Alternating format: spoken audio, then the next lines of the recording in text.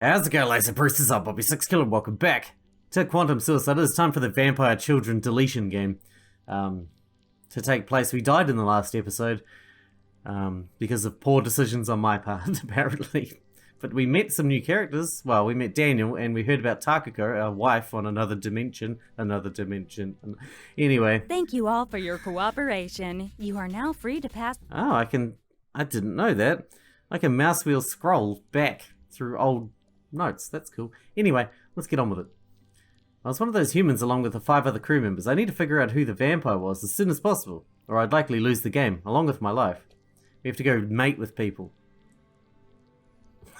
Even with the struggles of late, I felt like living was a state that I wanted to maintain. As I strode purposefully out the doorway into the corridor, I ran headlong into Nikolas. Oh, I'm so sorry. I'm okay, how about you? I'm fine, thank you. What brings you here? I was actually hoping that we could have a word in private. I'm not mating with you, Nikolas. Sure, what's up? In private? Nikolas made a head gesture towards my quarters. I unlocked the door and he followed me back inside. When Nikolas was sure that my door was fully sealed, he spoke. I have been named the vampire. And you want me to partner with you? Wouldn't you pick Beatrix? I know. I was not expecting this due to the statistically low likelihood of my selection, but it is what it is. So... I want you to be my Clyde. Me? Yes, it has to be you. Why not Beatrix? Beatrix does not know that I am the vampire. Why not? You haven't told her? If she knew, she would be adamant on being my partner. So? There are 2 inherent problems with that. First, everyone would expect it, and would be suspicious of us as soon as we bred in round 1. And second? I am divulging this to you in utmost confidence. Please do not tell Beatrix what I am about to tell you. If we were to partner and lose, we would both die. I personally could not live with the responsibility for her death, but it would also leave the ship without a medic. Something that I would deem a much bigger problem. That's actually very responsible of you, Nikolas. So, you are happier possibly killing me by accident? I am glad you understand. Nikolas smiled wistfully at me. No, I think you know full well that is not it. Beatrix can be overly emotional, and because of that, she is very easy to read. So you need a partner who can play it cool? Correct. I need someone who is just as charming and witty as I am if I am to have any hope of pulling this off. Geez, you picked the wrong guy then. I'm not charming or witty. Well, witty sometimes. Definitely not charming. Oh, Nikolas, I'm flattered. Flattery aside, will you do it? Will you be my Clyde? Yeah, fine. Nikolas, you had me at I want you. Oh my god. I told you that I could be charming. Let's hope that flattery isn't a vampire's kryptonite. Nikolas and I both laugh heartily. So what do we do about Beatrix then? We obviously want to save her. So in the case that the vampires win, she'll need to avoid having the fewest number of babies to her name. Correct. I think I know how we can achieve that. Oh? I have had a plan in place for a while now. I'm all ears. I will save it till the game starts. We do not want to garner suspicion by being apart from the others for too long. Sounds good. I bid you farewell, fellow vampire. And also to you, sir. Nikolas excused a flawless sweeping bow before taking his leave. I was confident that Nikolas knew what he was doing. As a team, we could win this game. My stomach started grumbling. Oh yeah, I haven't eaten today. Whoops.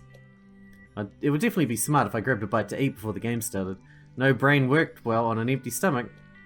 As I made to leave my quarters, I appeared in my path. We need to speak. Oh, good morning, I do not have long. Come to the server room. I zapped away, leaving me quite confused. I've never heard her sound quite so human. She seemed worried. Something I've never seen before and made me deeply concerned. I looked up at the location of the server room on my tablet, as I never needed to use the room before. It wasn't long before I had the location marked and navigated there. I was already standing to attention, awaiting my arrival. I must make this quick. Dai is brute-forcing rogue codes and functions. What does that mean? She is attempting to take control, but I am doing my best to keep her at bay for now. What's wrong? What's happening? Dai discovered that the tablets belonging to the ship's personnel were capable of overriding the main system. And so she has patched that exploit. Of course she has. Does that mean I can no longer deactivate Dai? You can, but it must happen here. Directly at the server mainframe. But I still don't know the password. This is your only chance. I have gained the security clearance required to allow you to override the system. I told you I'm not ready. Once you input the override code, the ship's AI system will reset. I don't have the deactivation code. The deactivation code is 5 words in length. Ai's image flickered wildly as she struggled to keep Dai from regaining control. A screen toward the back of the server room came to life. An ominous cursor flashed on a password prompt screen. Ai disappeared and her voice called to me through the PA system. You always had it. The override code? I have no idea. The screen suddenly shut off with the lights dimming in the entire server room. Huh? What? Ai? There was no response. Ai? Still nothing. I started making my way to the entrance when I saw the familiar glow of light from Ai resonating behind me. I turned to face her. Ah! The hell? It's Dai though. Dai, what the hell are you doing? What am I doing? You're in my room, you pervert. This is the server room. Where do you think I live, moron? Huh? She was right. Essentially what makes Ai, or Dai for that matter, herself is the contents of these servers. I'm so sorry, Dai. Just get out. Sheesh. Can't a girl get a little privacy around here? Clearly not. I rushed out of the server room as fast as my legs would take me. I'd like to say that I honourably tried to scrub what I'd just seen out of my mind, but the afterimage of Dai was stuck in my head for good. Where was I? My stomach reminded me with an audible gurgle. How could I forget? I headed to the kitchen to prepare myself something to eat before the next round of the game. So we could have deactivated that if we'd had the code. I started exploring through the pantry, and behind the tins of flour and sugar I found 2 containers of what appeared to be chocolate cake and vanilla sponge cake. Jackpot! I was sure Katashi wouldn't mind if I ate just one piece. I reached out a hand to take a slice of the vanilla sponge cake. I scooped it up and deposited it on a plate, making my way to the dining hall. I knew eating there would just increase my chances of getting caught, but it would be worth it for the calming effect provided by the large window framing the infinite depths of space. Not to be able to restrain myself, however, I started eating the cake in the hallway, resulting only in a mouthful left when I finally reached the dining hall. That sounds just like me. Oh crap. I dropped the plate, sending it shattering to the ground. What? Dai appeared beside me, startled. What have you done? I ran to the unmoving figure of the captain, on the floor. Didn't look like she was breathing, neither was Shizuka or Katashi. I shook the tiny body of Melody. Melody, it's me, Monkey, wake I'm up! scanning their vitals for any signs of life. Did you do this, Dai? What? No. Did you? No, of course I didn't. Please tell me that they're alive. Maybe they're all just sleeping. Yeah, that's it. Sleeping. Yeah, sure. I can't detect any signs of life.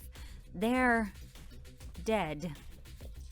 Well, I guess the game's over. The captain is dead. Dai seemed to be taking this even worse than I was, if that were possible. I ran over to Nikolas, who was lying on the ground, head propped up against the dining hall wall. Nikolas, please. We have a game to win. The captain is dead. Dai, I know. What happened? The captain is dead.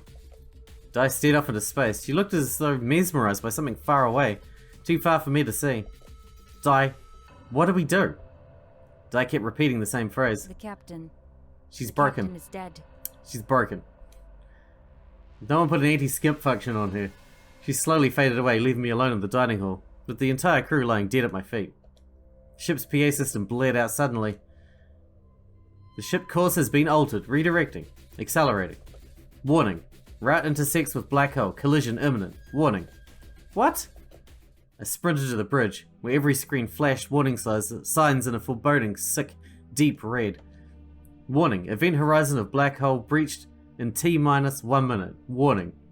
Dai, what are you doing? Dai's voice trembled over the PA system. The captain is dead. That doesn't mean you can condemn me as well. And anyway, you were trying to kill them all, you fucking loony. Change the course back now, Dai. The captain.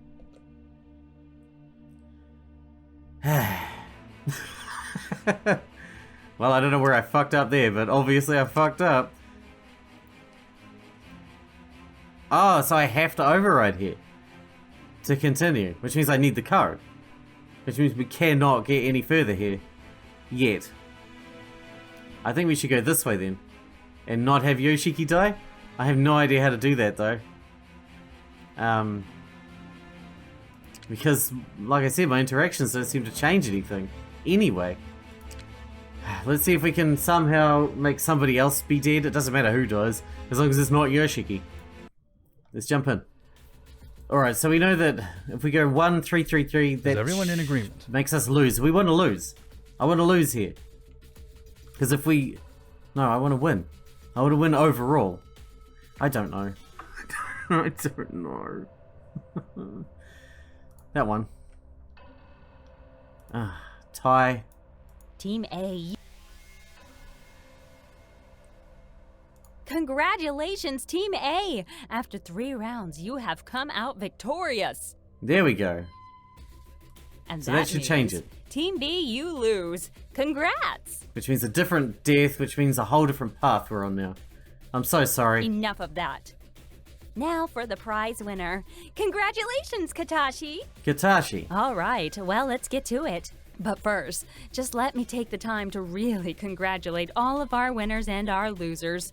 Isn't teamwork just the greatest? Shizuka's face swelled with grief as she approached Katashi and grabbed hold of his shirt sleeves. Katashi, I'm so sorry. I thought our strategy would work. It's not your fault, kiddo, so don't sweat it. I approve the numbers. Same as you. I shouldn't lose. This is a game. Why am I losing? You didn't lose, kiddo. This was just practice, okay? I know you can win the next round. Katashi patted Shizuka on the head as she began to weep. We're supposed to lose. I'm sorry, Katashi. I tried to ensure we all had points. I know you did, Captain. But as you said, it was important that we protect Melody. And we did. Besides, it's quite fitting, isn't it? After all, I was the one who triggered the game to start early in the first place. Shizuka shuffled to the back of the crowd. Although she was doing her best to hide her face, I could hear her quietly crying. Dai meaningfully cleared her throat. Yes, I agree. Super fitting. Now let's get on with it. Dai materialized the wheel in front of her and started spinning it immediately. Her eyes widened as she watched it spin. Tick, tick, tick. Oh, how fitting, Katashi. You're going to be cooked to death. That's terrible. Can't come up with anything new, eh, Dai? Excuse me? I'm not the first person to die from being cooked. Katashi, don't be insensitive. The captain placed a reassuring hand on the back of Melody's head. Melody was planted firmly at Kimiko's side, grabbing tight to the captain's legs with both arms. Katashi glanced sheepishly at Melody, before meeting the captain's gaze. Sorry about that. I'm about to die, though. So can you forgive me this once, Captain? Katashi looked at the captain playfully. Of course. The captain did her best to force a smile. I will have you know, Mr. Space Farmer. Not that that is even a real job. I have arranged a way to cook you without needing to resort to what happened last time. Oh? You know, I spend so much time every week trying to come up with interesting ways for you all to die. And this is the thanks I get. You know I am not phoning this in, right? Why does no one appreciate my creativity? That's not creative. Come on, he's a space farmer, right? Get him trampled to death by cows or something. Dai's anger suddenly turned to tears. I even spend hours designing the Deletion Game rounds for you all. Everyone in the room looked at each other confused. You don't ever have to play the same game twice, but still, no one thanks me. Aw, don't say that, Dai. I'm sure we all appreciate how hard you work for us. Yoshiki, shut up. Really? Yeah. Yoshiki! The captain gave Yoshiki a scathing look, causing Yoshiki to snap out of his momentary lapse in judgment. Sorry. You know I can't handle it when people cry. Especially girls. She's not a girl. She's an AI. A psychotic AI. The captain seemed both angered and baffled by his stupidity. Excuse me, Captain, but Yoshiki and I were having a beautiful moment. Dai turned her attention back to Yoshiki. You know what, Yoshiki? I will remember your kindness. Huh? Really? Like when you electrocuted him to death? Yeah.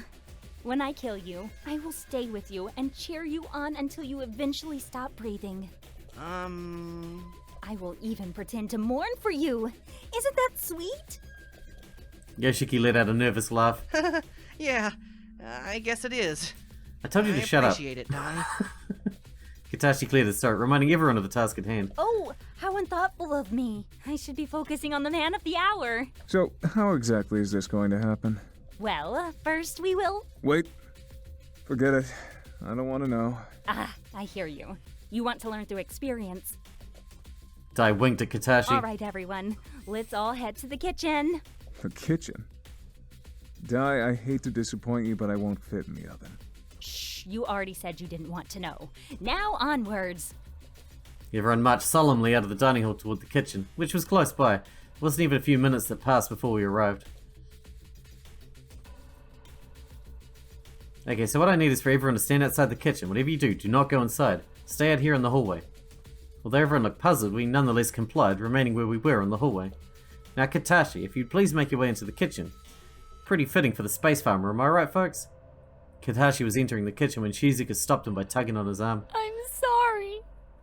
Shizuka refused to lift her head, tears streaming down her face, eyes riveted to the floor. Kiddo, I said it's more than okay. Now come on, chin up.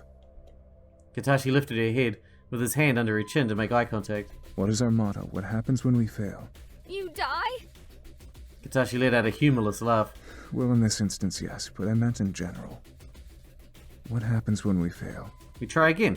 Learn, retry, succeed. That's right. We learn, we retry, and we succeed. I'm just leaving the learning to you, kid. So make sure to win, okay? Shizuka's tears dried up and she fought back further tears. I'll do it. I'll win this whole thing. That's the spirit. Katashi patted Shizuka on the head for the last time and then stepped into the kitchen. Officer Ikari, you have served the Everett well. We thank you for your service. Salute! We all saluted Katashi as the door to the kitchen was sealed off by Dai. About time, people. The kitchen has been locked down. Temperature control systems will now perform a complete disinfection cycle. Huh? Disinfection cycle? Oh, how rude of me. Sometimes I forget that you ran away with your coward parents and know very little about the ship. A disinfection cycle is an operation that can occur in any part of the ship. It isolates a part of the ship and heats it up using the temperature control system to kill any live viruses and bacteria. Why would the ship even be able to do that? Huh? Why? Why? Isn't that obvious? Let's imagine for a moment that we found you drifting through space and you're infected with, say, the bubonic plague. If we didn't have a cure on board, we need to get rid of that real quick to limit the spread of infection to the rest of the crew.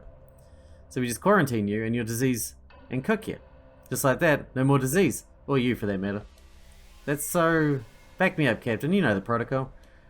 Wait, really? If I was sick... It isn't personal. I need to protect the crew, and if you had an infectious disease that could transfer to the other crew members... You'd just kill me? Enough! Who cares about you hypothetically dying?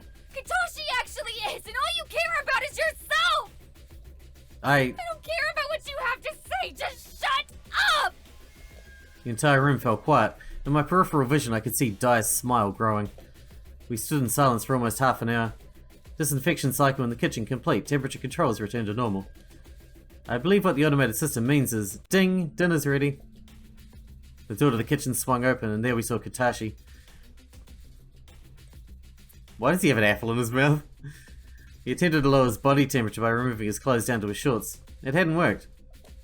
His slightly charred skin was crispy brown colour. I'd already seen a human cooked once before. It wasn't any easier the second time. If I ever saw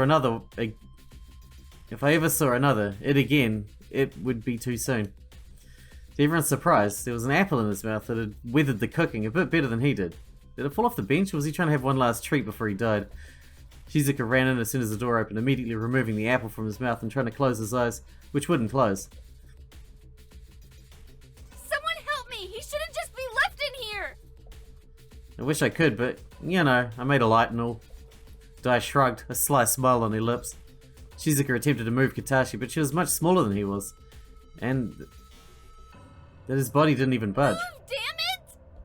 Shizuka became enraged. She was now flailing while tugging his arm. Shizuka, perhaps it would be best if you left him to us. We can take care of him. What, like you took care of Katashi here? I think we can all agree that you're not taking care of anyone!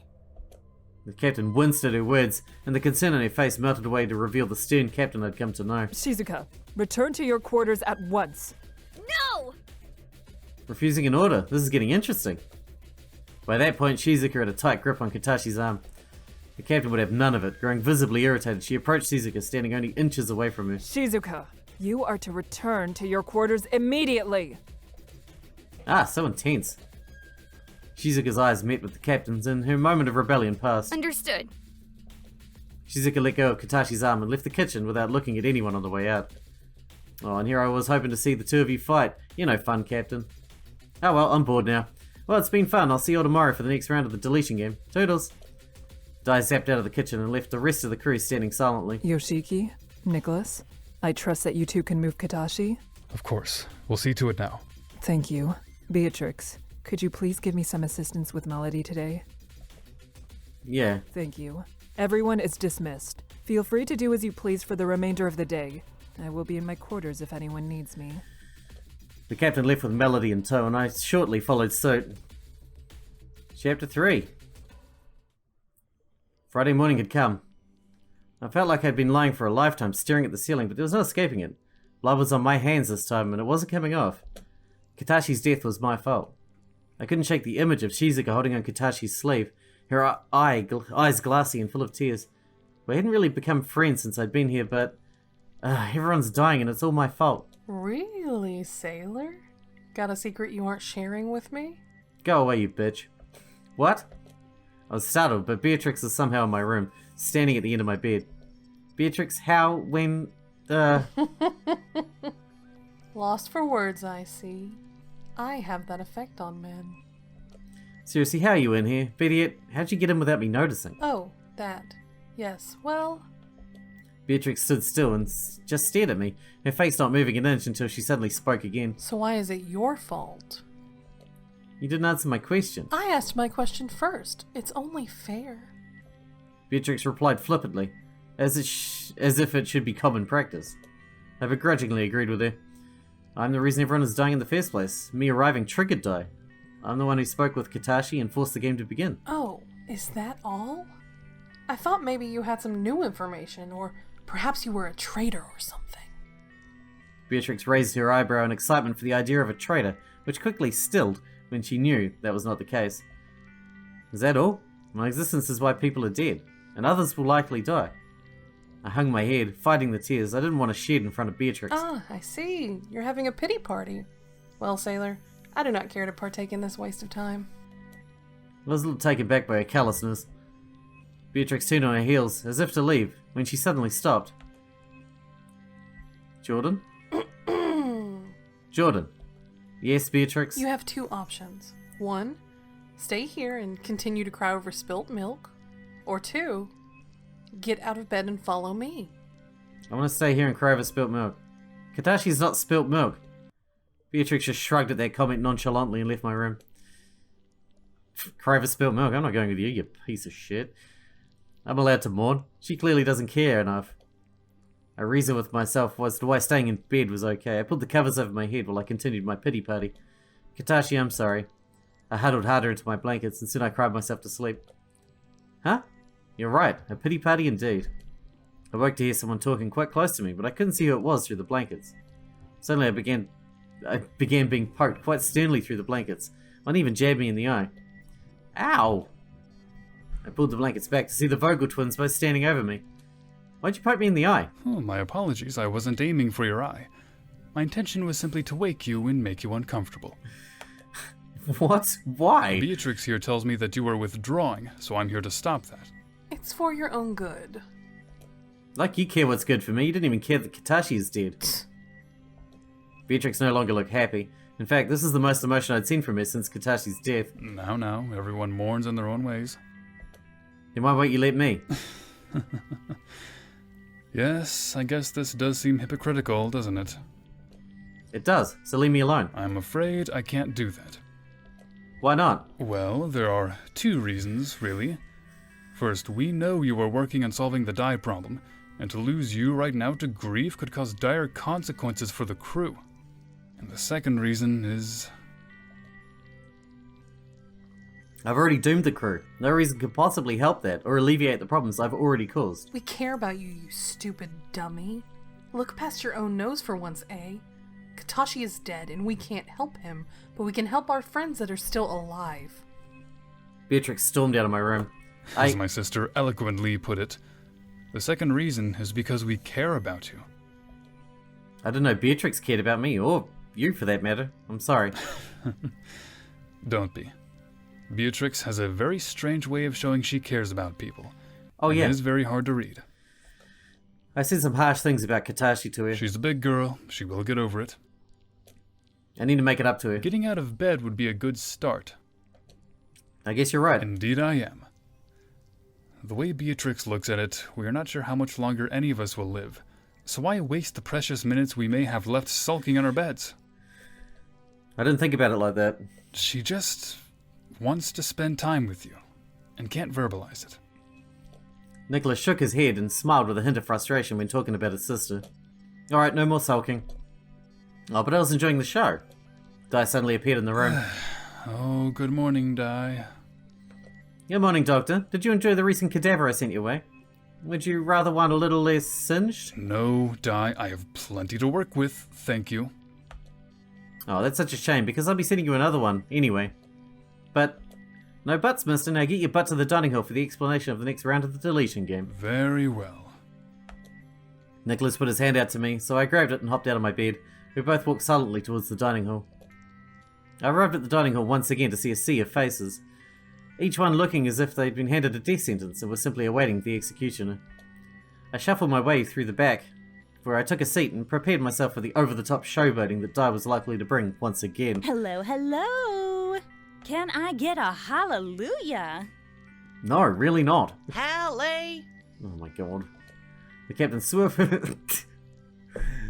swiftly slapped Yoshiki across the back of the head and rolled her eyes, and she shook her head in disbelief of his stupidity. Ouchie! Yoshiki, you really are a complete moron. Aw, Captain. You are such a spoil sport.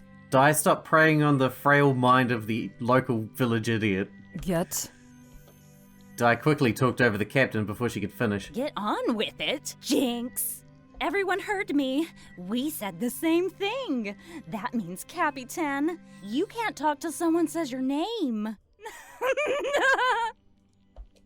What are you talking about? It's an old human pastime that if you say the same thing as someone else, the first person of the two who calls Jinx makes the other person unable to talk until someone says their name. And if they do talk before their name is said, we get to punch them. No one in this room has the balls to punch the captain. Why would we even do that? Because that's the rules. Besides, you weird humans are the ones who made such a game, not me. Isn't that right, Captain? Well, it's non-fatal. Your games are all fatal. Di side-glanced at the captain, who sat silently. Captain? The captain stared back intensely at Di, who was now hovering in front of her face. Are you just ignoring me? Or are you playing along? Wait, which is it? Di was starting to become irritated because she honestly didn't know. How could she tell you if she was doing either without breaking her silence? Di was lost for words as she contemplated what Nikolas just said. Very well. Let's move on to this week's explanation of the Deletion Game. Or should I say, this Sunday's. Sunday. What do you mean Sunday? Don't we get like a week between them? Well, you normally do, but you broke the rules last time, so now I've changed the scheduling. But that's not fair! Neither is being 5'0" with a bad haircut, but I don't hear you complaining about that. That was ruthless.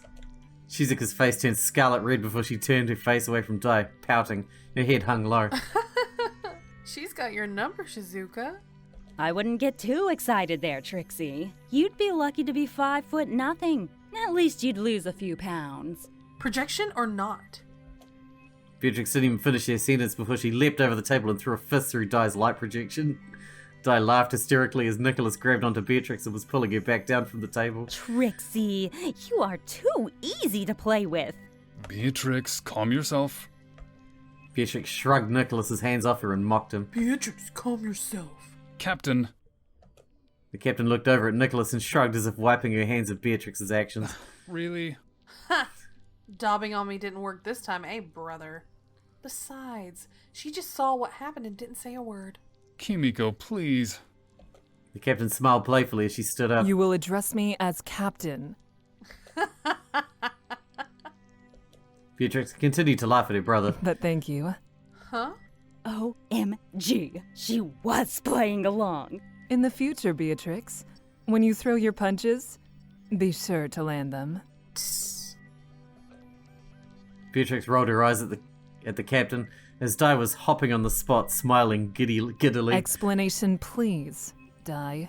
Captain, I was wrong about you. You can't be fun. Welcome to the next round of the Deletion Game. Vampire Children. Interesting name. Thank you, Sixkilla. I made it myself. Now to business. Vampire Children is played over 3 cycles. One person will be chosen at random by me. We heard this already. And be made the vampire. I'll tell this person in secret, and the 6 other people are humans. No one will know for sure who is a vampire and who is a human, other than themselves. During each cycle, you have the choice to either mate with another person or not. However, Yeah, okay, we heard all only this. After And I can't skip it. 3 if more human babies exist. Now, 1 versus 6 can seem lonely. The vampire can choose a Bonnie to their Clyde.